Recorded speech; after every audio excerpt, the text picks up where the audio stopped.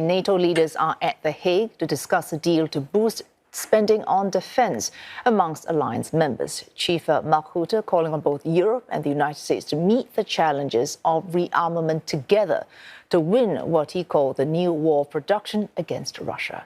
More, we're joined by Philippe Le Corre. He's Senior Fellow on Foreign Policy at the Asia Society. Thanks so much for joining us. He's Professor as well of Geopolitics at the ESSEC Business School. Hello. Right. Originally, Mark Rutte would have wanted Mr. Trump to come, and they whittled down the topics that he would have considered at this NATO summit at The Hague. But we have seen what's happening in the Middle East, and before we cross to you, a very irate Mr. Trump, before boarding his plane, expressing deep anger at both Israel as well as Iran. Mr. Trump is easily upset and nervous about international affairs. We saw him at the G7 meeting recently in Canada. And so I think the leaders of NATO are hoping to get the best of him.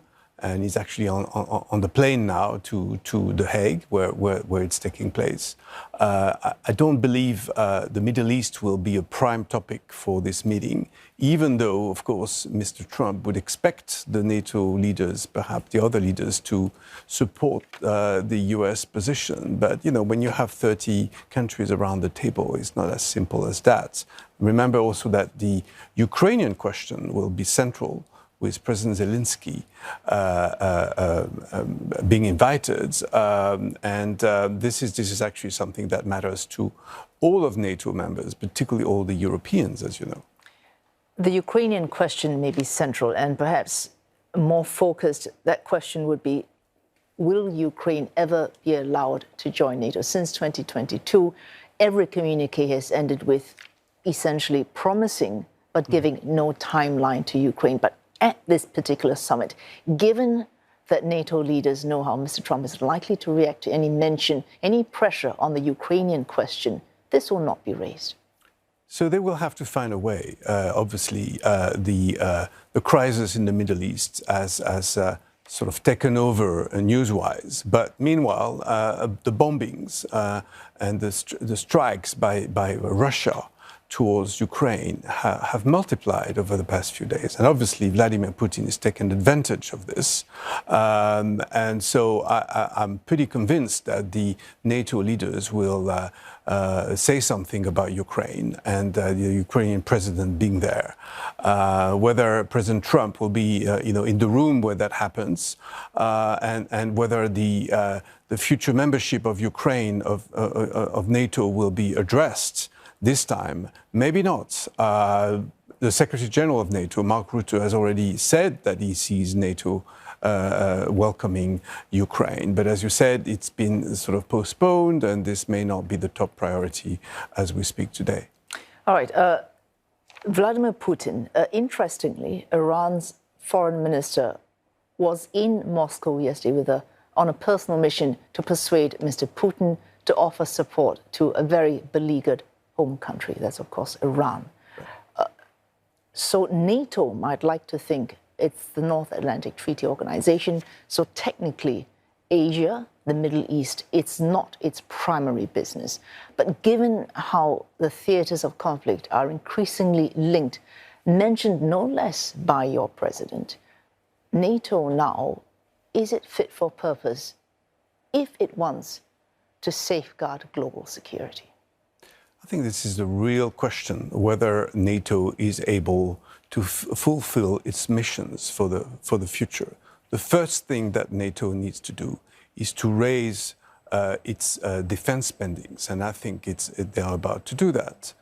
Secondly, to look at the diversity of conflicts we are facing, sabotage of infrastructures, disinformation, cyber attacks, various different forms of conflicts, not just the lethal conflict.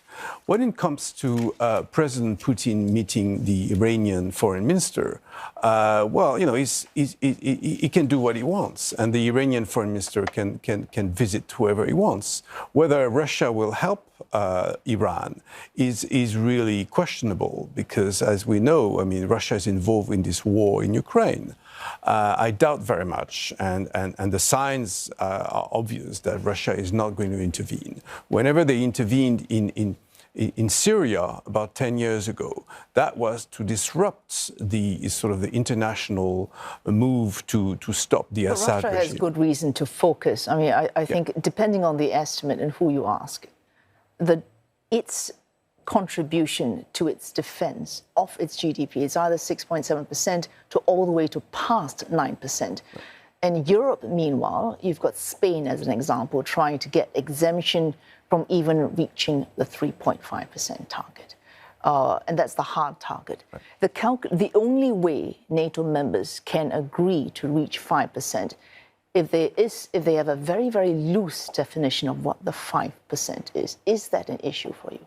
Yeah, obviously, it is an issue that not everybody is equal, but Spain in particular has apparently made a deal with the Secretary General of NATO to postpone its budget to reach the 2% level, which of course President Trump is not going to be happy. But the real question is whether Europeans are prepared to get together as a European body, the EU particularly, especially if the United States was to withdraw from Europe and withdraw from NATO, which is always possible, especially with a president like Donald Trump. So I think that it's not just Donald Trump. You served in the French Ministry of Defense. You say even from the Obama years, you have seen this pull back from the U.S. administration, wanting Europe to do more, to stand on its own security feet. Yeah, do you see that urgency, that this existential threat that's constantly being raised? If it's really existential, why are you still quarreling whether it's 2.1 or 3.5%? Well, absolutely. I mean, I think Europeans have had too much of a good life, perhaps, and now the various crises around the world. We haven't spoken about the Indo-Pacific, but recently there was an India-Pakistan conflict, and there could be conflicts in East Asia as well. But right now we do have a war in Ukraine at the European borders, or whether Ukraine is a member of Europe or not. I mean, it is a European country, not a member of the EU. I think countries like Poland, Estonia, Lithuania, these countries are Finland, very concerned, and they are prepared to spend more. Poland is already reaching 4%. Yes, because it sees the real existential threat. Exactly. So generally, the mood is that spending more and also getting the EU to do more. They now have a commissioner for defense. This is the first time the European Union has a commissioner for defense. So the question is, if the Americans were to leave the European continent, then the Europeans would have to do much more, whether via NATO or via the EU or both. Final question, and sorry for cutting in. This doing much more, and I quote the former NATO Sec Gen, Anders Fogh Rasmussen.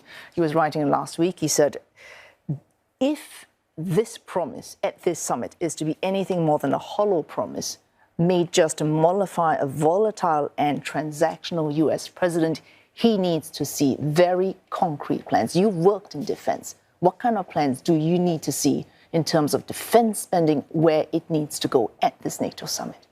We need to set up the European procurement. We have a European Defence Agency. It needs to be enhanced, financed, and we need long-term programs, industrial programs, that is, in order for not to rely on the Americans. And that includes for our Navy, for our jet fighters, and for all kinds of equipment, which the Europeans are capable of producing. But the problem is, you do have a number of European countries that are conscious of the dubious attitude of the United States, but are still relying on the US for procurement, and that needs to stop. All right, and of course, NATO countries, those who are EU members, after the NATO summit, will be heading back to Brussels to discuss the concrete details of the plans. We'll see what happens from there. Thanks so much for joining us. There's, of course, Professor Philippe Le Corre, Senior Fellow on Foreign Policy at the Asia Society.